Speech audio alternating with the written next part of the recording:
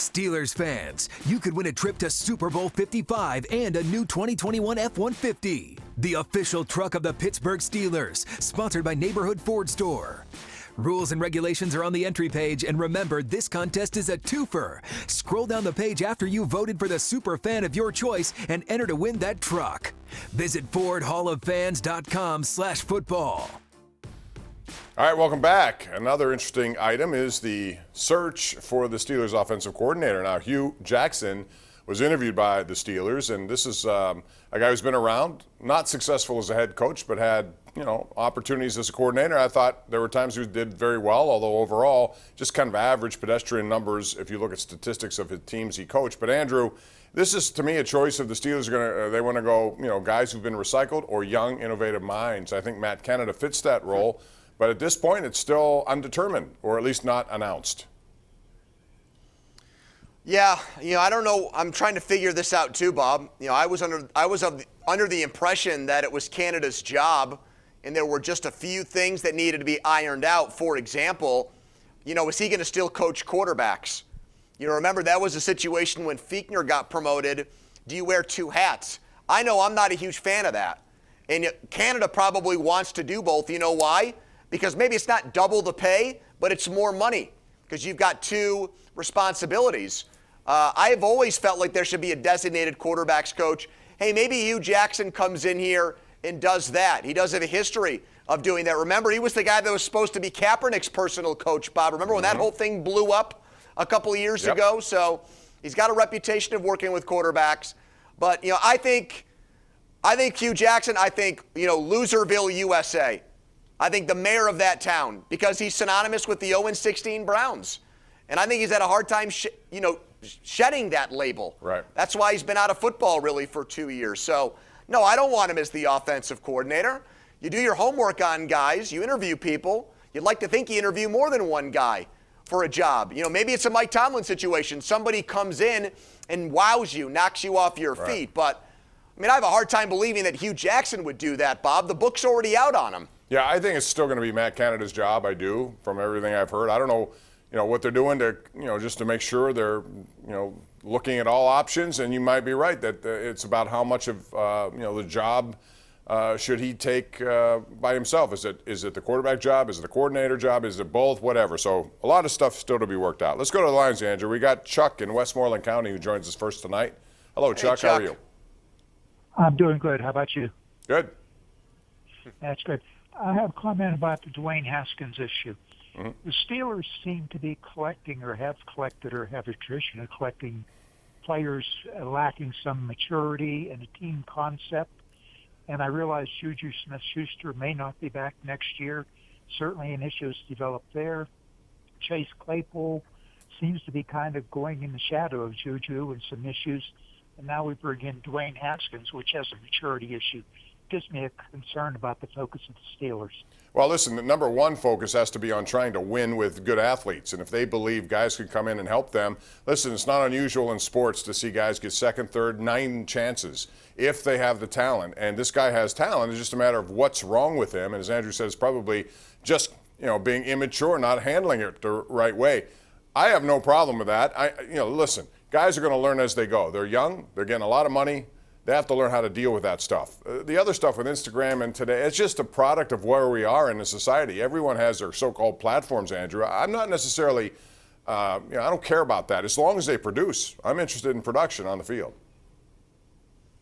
Well, I do think it's hand in hand. Do you concentrate and put your job first? Where is it in your pecking order of priorities? I do think that matters. And clearly Haskins hasn't done that.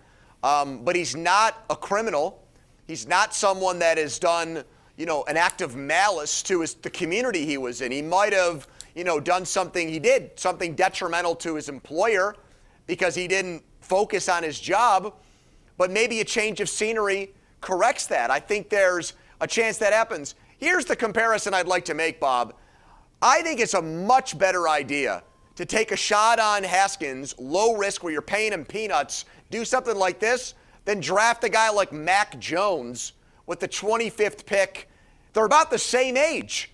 They're both like 23 years old.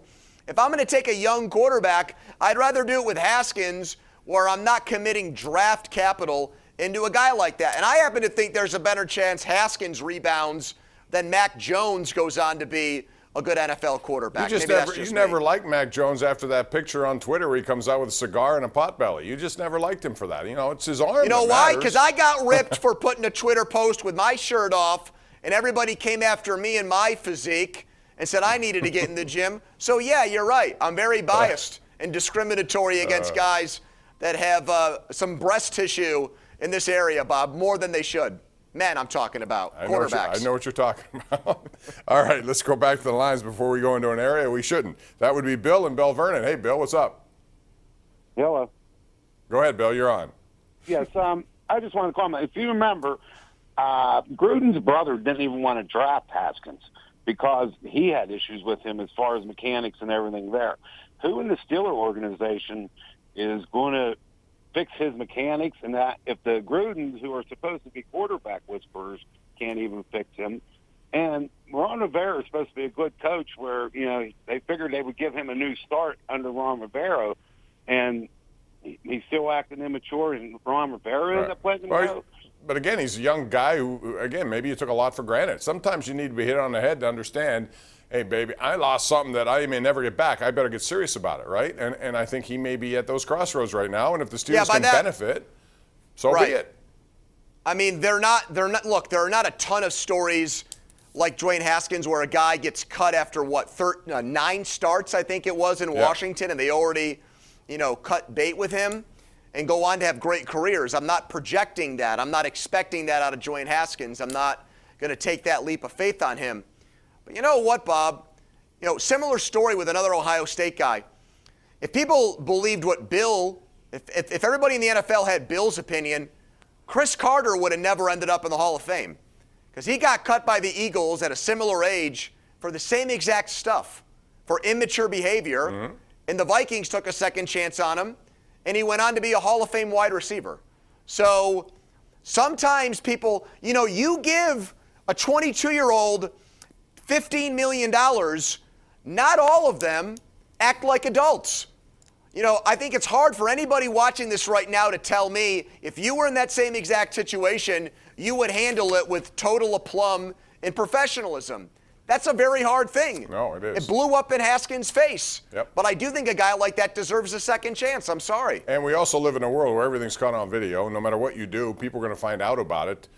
Back in the day, there was none of that around. And so you do stuff, and you still learn, but you don't have it exposed all over the social media planet. And that's Bob, Urban Meyer just got $20 million from the Jaguars, something like that?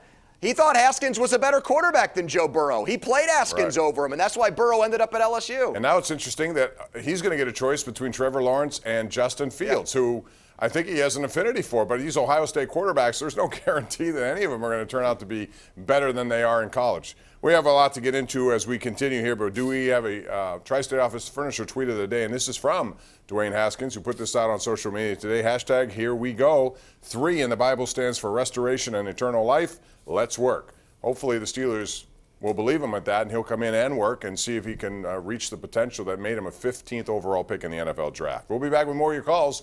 It's the Ireland Contracting Nightly Sports Call here nightly on Pittsburgh CW.